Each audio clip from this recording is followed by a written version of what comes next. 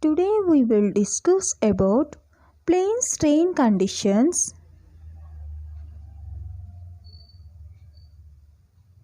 Coming to definition point of view, if a long body of uniform cross section is subjected to transverse loading along its length, a small thickness in the loaded area as shown in figure can be treated as subjected to plane strain condition. Actually, this is the diagram shows. For example, if we have to consider any pressure vessel, the pressure is acting throughout the length. So, if the load is acting transverse direction throughout the length, this is the condition known as plane strain condition. Coming to plane strain condition, the assumption is along z direction, the strain should be is equal to 0. That is, epsilon z is equal to 0 and gamma yz is equal to 0 and gamma xz is equal to 0. So this is the assumption we consider in plane strain condition.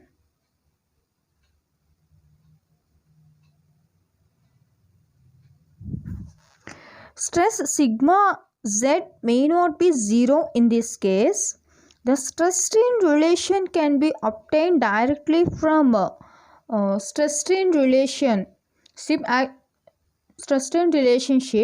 Actually, this is the stress strain relationship we already learned in previous lecture. Once check it. From this stress strain relationship, we have to find the stress strain relation for plane strain condition. So this is the derivation part we learn now. Let's see. Coming to plane strain condition, so actually this the derivation is related to the stress strain relationship. So whatever we find out the stress strain relationship for three-dimensional body, so coming to two-dimension, just we have to eliminate the z terms. So whatever with the relation is there, so the terms can be collected from stress strain relationship. So actually in plane strain condition, along z direction whatever with the strain is there, that should be equal to 0. So that is our assumption considered in plane strain condition. So now the stress strain relationship for plane strain condition is, so plane strain condition is a two-dimensional considered, so sigma x, sigma y and tau xy. So from this relationship I collected the epsilon x, epsilon y and gamma xy terms. So actually E by 1 plus mu half 1 minus 2 mu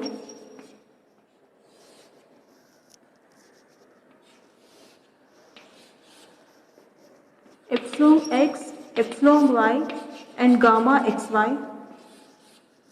So actually sigma x corresponding, just you have to observe the corresponding row having coefficient epsilon x, epsilon y and gamma xy.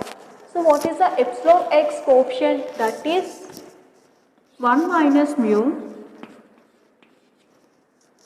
and epsilon y coefficient is epsilon y coefficient is mu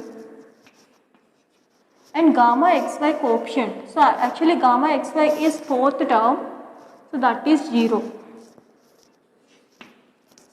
Similarly, what is the sigma y value? Sigma y, actually second row, just you have to concentrate. Epsilon x coefficient for second one is mu. Epsilon y value is 1 minus mu. Gamma xy, that is fourth term, 0. Similarly, tau xy, Tau xy means just fourth term, just you have to concentrate. What is the epsilon x coefficient? That is 0. Epsilon y is 0. And gamma xy term is there. That is 1 by 2 minus mu. So this is the stress strain relationship for plane strain condition.